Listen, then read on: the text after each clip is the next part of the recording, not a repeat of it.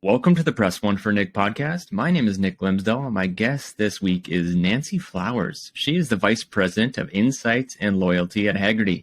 She is a loyalty strategist, client experience and voice of the customer expert, marketing professional, and champion of change. Nancy, welcome to the Press One for Nick podcast.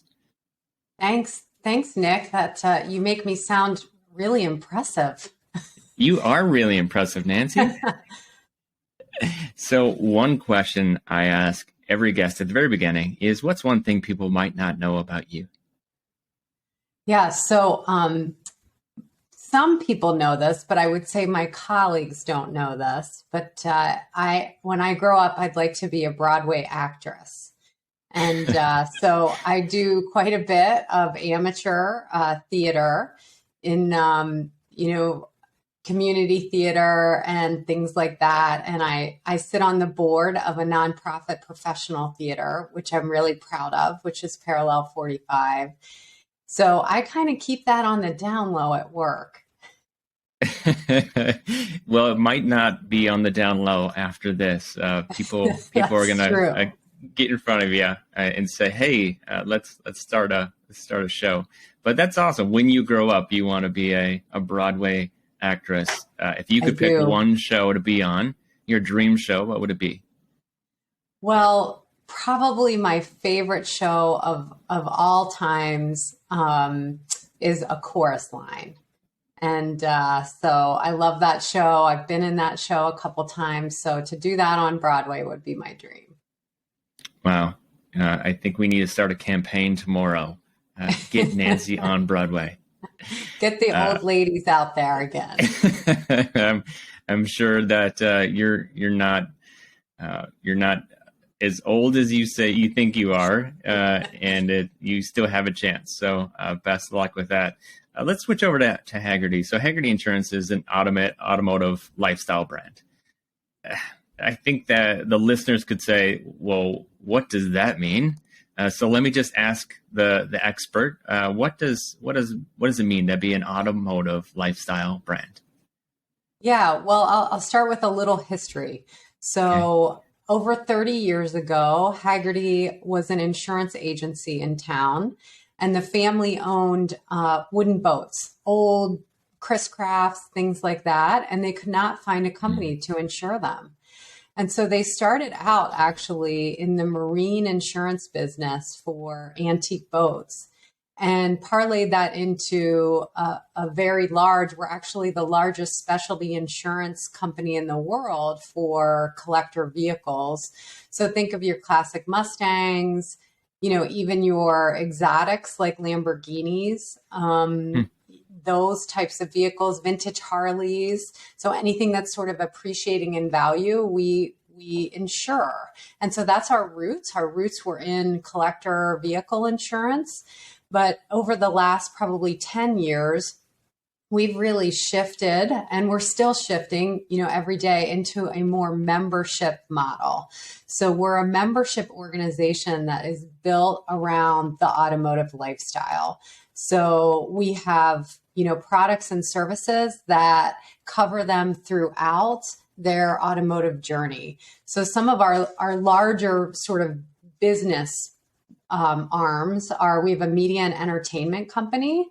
So that is, we have a award-winning magazine. It's one of the largest automotive publications out there. It's fabulous. We do original content. Some of your listeners may have watched, Barn Find Hunter or Redline Rebuilds.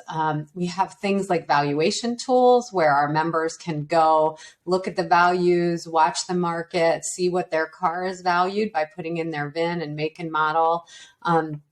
Drive Share is one of our newer offerings, which is actually a peer-to-peer platform for renting vehicles, collector vehicles. So you guys have probably used Turo. It's that, but for really cool cars. So if you're on a vacation or, you have a wedding or something like that, consider checking out Drive Share. It's great. And then very grounded in events and experiences, whether that's, cars and coffee throughout the nation or We do a lot of driving academies, like how to drive a manual, right? Track days, learn how to kind of race your car. And then just that robust community, right, online. So we really have evolved well beyond insurance. It's still a product we offer. We're still the best in the universe at that product, but to follow our members along their automotive journey. And that's so amazing that you guys have all these additional services outside of insurance, even though that's the core of what you do. You have, drive share sounds, I kind of geek out about that. Like, anytime that you go on vacation and you have the ability to rent an exotic car, even for an hour, half a day or a day, that'd be so awesome. We have great stories, with that. I was just going to say, like, why is that so important, though, to have all of these additional value-added services or things that are not necessarily the core to the business? Yeah, well, at first it started sort of organically, right? So we were really good at what we did. We always focused on, it's a family-owned business, although we're about to go public. But family-owned business. Yeah, thank you. Family-owned business, really passionate about, McKeel Hagerty, for example, who is our CEO now. I think he restored a Porsche 911 when he was like 15 years old. He paid like $500 for it. So the family was always very passionate about the hobby. So that naturally sort of evolved into more than just insurance. So one of our first ancillary products was actually roadside, because as you can imagine, these older cars, they tend to break down, right? You're out on the road, you're out for fun, a family day, and we didn't want a truck and a hook showing up for those customers. So we established a roadside product that is designed for collector vehicles. So it started very slow and organically. The media and entertainment company, when I started, so I've been with Hagerty a long time, 16 years. And when I started, we had like a tri-fold newsletter that we sent in the mail to customers with just really cool other member stories, right? Somebody restored this car, somebody went on this road trip. And so it sort of evolved organically.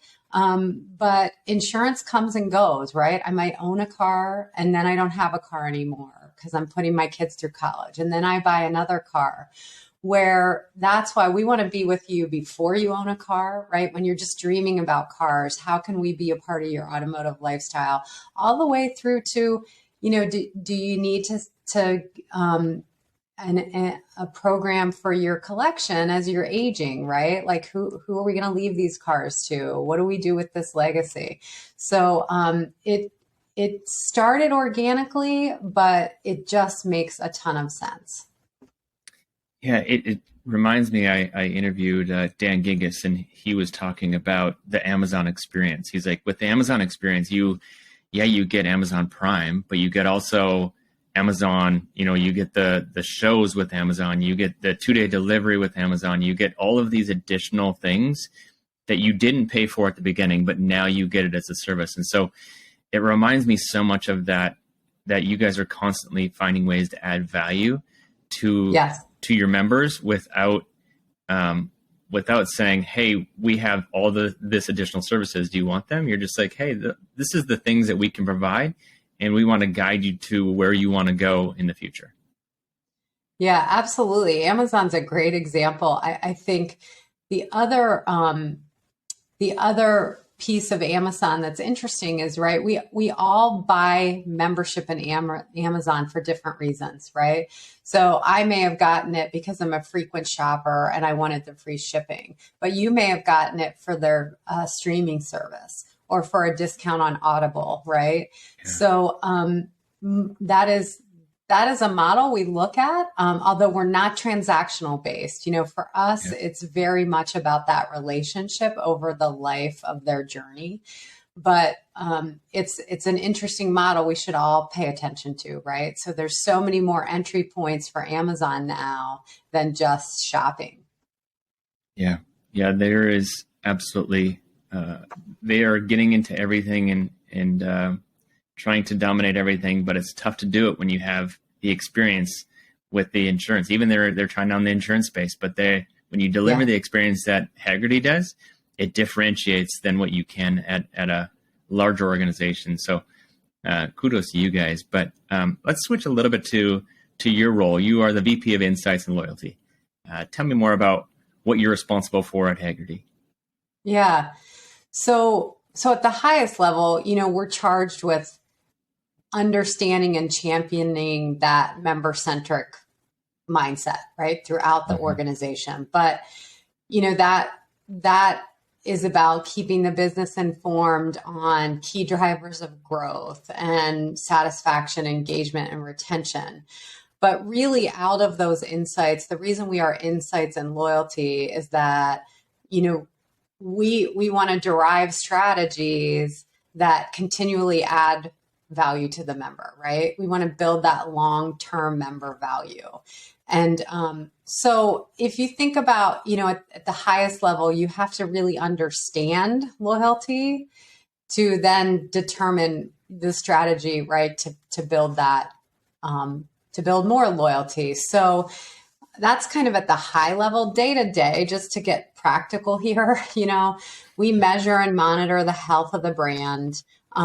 So we're doing that through, surveys and research. We handle VOC, so voice of the customer, any feedback management, both on a transactional and a relationship level. We conduct a variety of research, right? Right now we're doing some product and pricing research for the company. We might be doing, market research on something else. We also are really we need to stay abreast of the trends out there, consumer and brand trends, and we do feed that to the organization as well.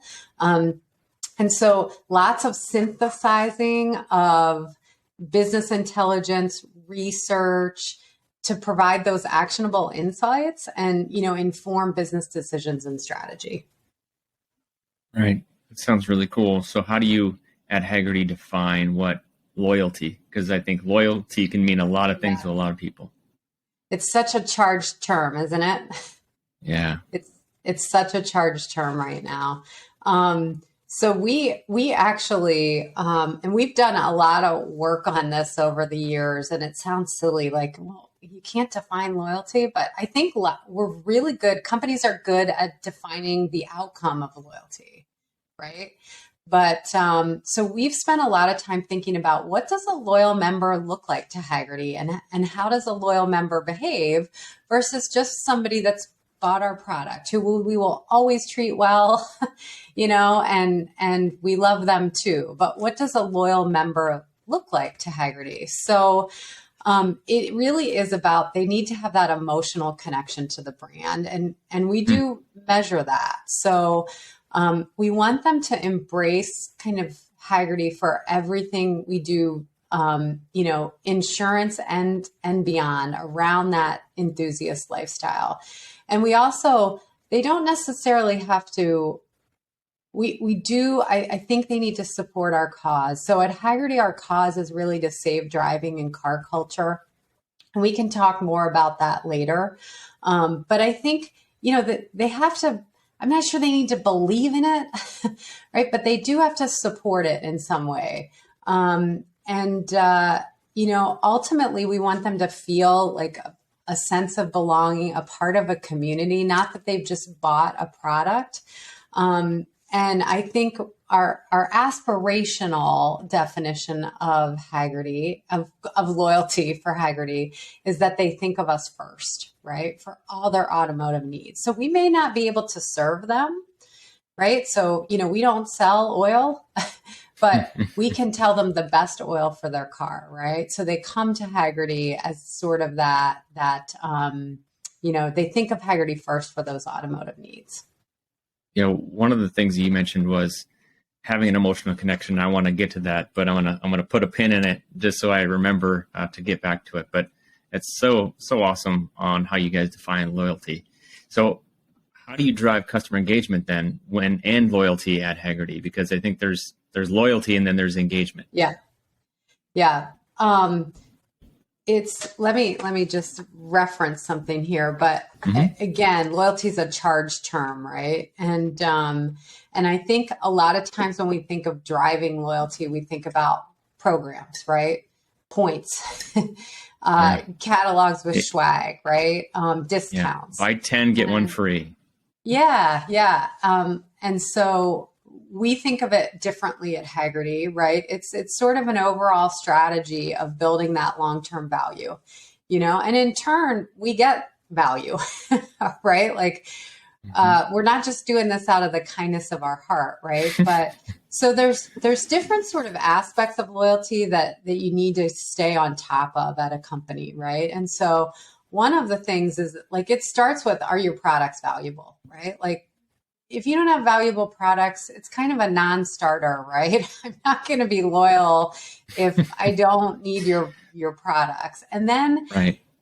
all those basic things like dependability and trust and, ease and effectiveness. So those kind of foundational components of loyalty, we say, those are non-starters, right? So we think of loyalty, the first kind of pillar of loyalty, if you will, is creating that foundation, right? And that's those great products and fabulous interactions. Then we really start to get a little more programmatic about it, but we believe that to foster, right? Fostering loyalty is the next kind of phase for us, or next pillar is about building that emotional connection. And so that is about empathy and understanding, if they have a claim with us, for example. That's about showing appreciation. Some of those, really silly things like sending a handwritten thank you note, right? Or recognizing you've been in business with us for 5 years and showing appreciation for that. And we build a lot of fostering of that emotional connection around what we call sort of moments that matter to our enthusiasts, right? To our members. So there's some obvious moments that matter, right? A claim that really matters, right? And then there's Yeah. some not so obvious moments that matter. The first time they show a car in a Concours, when they finish a restoration. So we may know that your car is under restoration because of the way you've insured it. And when you finish that and call us, right, we know how cool that is. We know how much sweat and tears went into that. And so making sure that we're connecting on those moments that really matter to our members. And then I'd say that the third pillar for us is really about forging those fans for life. And that is when they become a part of the community, right? They're advising other collectors. They are showing kids how to drive manuals, right? Those shared experiences, shared values. And that's where we forge that relationship, which it's no longer about a transaction like I need insurance or I need this membership product or I want this magazine. Yeah, you kind of touched on a couple things when it comes to the moments that matter. I mean, when somebody's restoring a vehicle and it's insured one way and then they transition it to the next, it's in customer service. It would just be, let me drop down and change the service or the insurance, the amount. It could be nothing to the customer service rep, but you're making it a moment to matter because it matters not to necessarily to the customer service rep until they're aware of it and they understand the why they're transitioning it from point A to point B. But it's the consumer that's saying, man, typically it takes, 6 months or a year or 3 years or 5 years, depending on the time, money that you have. And it's just acknowledging it in that moment or that 5-year anniversary. I think that's so awesome that you guys are taking that time to create an alert that says it's time to reach out to them and congratulate them in the moment that matters to them. So that's so cool. But how do you prioritize that, the moments that matter? Yeah. Well, and I feel like I need to give a big shout out to our member service center, Nick, because they are, and we all, it's funny, but when I first started to work at Hagerty, I was like, this is a little bit like a cult, like people, but, and I think Nike said it best, right? But when you work at Nike, you have to understand the spirit of sport, right? And when you work at Hagerty, you have to understand these cars have meaning to people. It is not about transportation, right? We all have cars for transportation. These are really meaningful cars, whether it takes them back to a time in their life or it's something they always aspired to own. And nobody gets that better than our member service center. And they do amazing work in really being in those moments with our collectors, and recognizing them and connecting. And that's a great example, that you were saying that, when they're on the phone with someone, because we can do all the touch points in the world, right? Like an anniversary card goes out at 5 years, but if there isn't that human connection, I don't think we get there.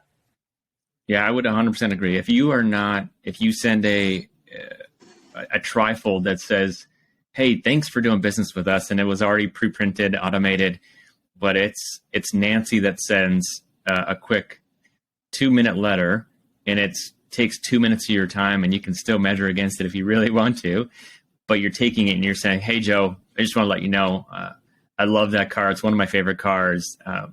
Thanks for doing business with us. Appreciate the support." Yeah, it's a different perspective, and it doesn't take a whole lot more time. Yeah. But I think you asked me about the moments that matter. How do we determine those? And we actually we did a large body of work on this, probably the end of 2017 into 2018. There are some again that are really obvious, right? Like, so if you think of if you think of a claim, that moment has got to go right, right? And some may be a little less obvious, like so we talked about our roadside product, which is designed specifically for collector vehicles. But what we learned through some of the quantitative and qualitative work that we did is that, like, if a member of ours uses roadside in the first year and that goes poorly, they are gone. We lose them, right? So it's really interesting when you start to, and what you're doing is you're doing work to correlate, right? Certain moments, certain experiences, certain transactions. How highly do they correlate to loyalty? And again, some are obvious and some are not. I will tell you one that really surprised us was when people look up vehicle values. So we knew people loved our valuation tools. We did not realize that was what we would call a critical moment. So if I go to see what value my car is worth, and either it's not there or I'm not trusting the values you're giving me, right? Like that's a very critical moment for us. So Nick, would you be up for a pop quiz? Yeah, let's do this. I wasn't prepped. You didn't give me the answers, and I don't even have the odd answers in the back of the book. So okay, let's go. So when you think about your business, right, and these moments that matter, there's some that are more critical than others, right? And so I'm gonna ask you about some industries or businesses, and you tell me what you think is sort of ranks in terms of criticality of the moment. So an airport experience. Man, when it comes to the airport experience, it starts probably online, but then it goes into the interaction with the person at the gate. Okay. It is actually your experience in the bathroom. So when you're at an airport, when you're in an airport, if you're ranking sort of experiences and correlating it with loyalty, was the bathroom clean? Was there a line? Like, did the sink work? So you wouldn't think of that, right? We as CX experts are thinking, well, it starts here and it. Okay, fine dining. Fine dining. Was the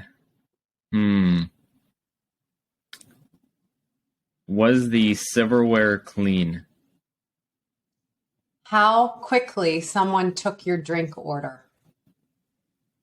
Wow. So isn't it? That's It's so neat. interesting when yeah. So you think about it, you're out for a nice meal, right? Like you expect really Yeah. high service, and the indication that service is going to be good is do they come and, does my evening get started, right? We all need that cocktail with our fine meal, right? So It's a yeah, so great way to just start the night. yeah, so it's interesting, but I, I think the reason you have to go through that exercise to understand what does yeah. correlate most highly with loyalty is, I think the mistake we make, and I've done this too, is we measure everything in client experience, right? Yeah. And we prioritize everything in client experience. And when you do that, right, then there's a lot of noise in what you're measuring. There's no meaning in what you're measuring. Like, what does it correlate to? Financials, satisfaction. And then you run into the, if everything's important, nothing's important. Yeah. Yeah, that's so important. I love the pop quiz, even though I was 0 for 2. It was a great lesson That's to all the right. listeners that they get to experience. I think it's a great lesson to realize it's not necessarily what you think as an organization, but what the consumer thinks of what the moments that matter. Very cool. So I mentioned that I was going to take the pin, put it on the shelf, and bring it back. So when it comes to emotional connection, how do you build an emotional connection in the moments that matter? Yeah. Now I feel like I'm having a pop quiz. So yeah, The tables have turned, Nancy. the tables have turned. No, you do. I mean, one thing is to understand what elements of those moments matter, right? Yeah. So I'll give you an example with roadside. We actually, so when you think about what's a good roadside experience, again, you think, okay, well, time for the tow truck to get there, right? Like time for them to dispatch. And while that is important, right? There is actually, with our particular roadside, empathy. Showing empathy, having the agent show empathy is really important, because it turns out when you break down in your collector vehicle, it's a more emotional thing than when you break down in your regular vehicle, right? Oh, yeah. That's aggravating in your regular vehicle, and it's annoying, right? But there's an aspect of showing off when you're in your collector vehicle, right? We all love those car guys, thumbs up, right? Looking good in that Corvette. It's also, you are typically out to have fun in these vehicles, right? So you're taking the family for ice cream, right? Or you're just taking a beautiful drive down the peninsula. Or so we actually, a couple years ago, we switched roadside providers, and all of our metrics, all of our transactional metrics were hitting, right? Like time to answer, time to dispatch, time for arrival. But we were getting rated lower in terms of the experience, satisfaction. This was before we measured emotion, but NPS was getting rated lower. And so we really dug in and did some root cause analysis. And it was that the agents weren't showing empathy. They hadn't been trained that this is a really emotional situation for these. So we actually did a big training around it and saw scores return. Wow. Yeah, I think it's so important to empathy should be first, acknowledging and sitting where they're at today instead of just solving their problem. It's saying, I got to hit my metric. I got to hit my AHT, my average handle time. It's all about sitting there in the moment. I can't imagine having a crazy Lamborghini in the amount of time or money that you invest into, or even a collector car that you're, that 911 Porsche, and the time that you put into it, and all of a sudden it breaks down, regardless of what it is. If it was an accident or the engine dies or something, flat tire, even, like, that experience has to be definitely emotional.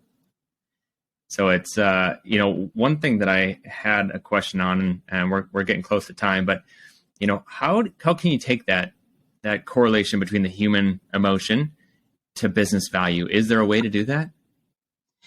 Yeah, I mean, absolutely. I think the thing you have to do is create what I call it a measurement framework, right? So the framework that we have at Hagerty is we have sort of transactional metrics, right? So and we Tracy Conzer, my colleague here at Hagerty, coined it the 3 E's, right?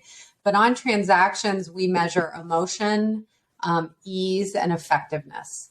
And so let's say we have a transaction now that goes poorly for a long time, right? It's really hard to correlate it. Just a quick blip, your website doesn't work, your whatever. Yeah. But if you have a transaction that is rated lower on emotion than another transaction over time, you will see that bear out in what I call our relationship metrics, right? So if you think of a framework, you start here with the transactions, then we move into the relationship, and we see the correlation between certain transactions and the relationship. And the relationship metrics, so those NPS for us is a relationship metric, likelihood to repurchase, likelihood to stay. So we have these relational metrics that absolutely at Hagerty correlate with business outcomes. So we know, and we've been doing it a long time, some of it takes time, right, or volume, but we know what, a 3-point drop in sort of NPS would mean for us in terms of growth and retention. So the emotions are at sort of that transactional level, but if you build a framework that connects those dots between your transactions to your relationships to your business outcomes, you can figure it out. Yeah, I love that you're focusing from emotions to business outcomes. I think it's tough sometimes for organizations to connect the dots there. It's, I understand NPS, I understand CSAT, I understand customer effort, I understand that the important to have empathy, but how do I align that with business outcomes? And so important that you're doing that. Maybe I'll have my guest rate me on emotion, ease, and effectiveness on the podcast at some time, but not on this one. I'll have you do that offline on the podcast. But Nancy, I wrap up every single podcast with 2 questions to all my guests, and the first one is, what's a book or person who has influenced you the most in the past year? And I'll have you answer that one, and I'll get to the next one. Yeah.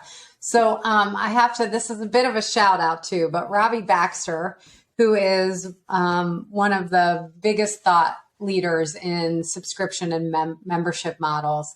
So she wrote a book quite a while ago, maybe 8 years ago, called The Membership Economy. And that really helped us launch sort of our that seed of an idea to be a membership organization. And we worked with her. She consulted with us to develop sort of our model that we have today. But this year, she launched another book called The Forever Transaction. And it is really about, those relationships versus transactions, and how, it isn't, while membership and subscription models are great, if you're not building that sort of lifelong relationship, it's not going to last. And so that book in particular this year, where we are in our journey, has been really instrumental in the way that we're thinking about where we need to head in the future. Yeah, very cool. Yeah, I follow her online, and she's definitely a thought leader in the space. So yeah, she's great. I love that. So the next one and the last one is, if you could leave a note to all the customer service and customer experience professionals, it's going to hit everybody's desk Monday at 8 a.m. What would it say? Oh my goodness. It's not a straight line, right? Give yourself some grace. I often, one of the things that I speak about from time to time is the maturity model of CX, right? Mm-hmm. And I look at my path over the last 10 years, and there's been some years where I feel like I've gone backwards, right? It's just not a straight line, and give yourself some grace. Continually be be flexible enough to reinvent yourself, because I think client experience, right? Consumers evolve, and so do our roles. Yeah, very, very great advice. I love the give yourself a little grace. Sometimes we get so worked up in the CX space that we're like, oh, it's not working, or the metric, we didn't hit it, or we're not leaning on the business outcome. But if you just give yourself a little grace and say, it's not the end of the world, it's gonna be okay. I love that. So what's the best way for my listener to find you, or let's say they have this amazing collector car and they just didn't know that you guys existed? Best way to get a hold of Hagerty Insurance?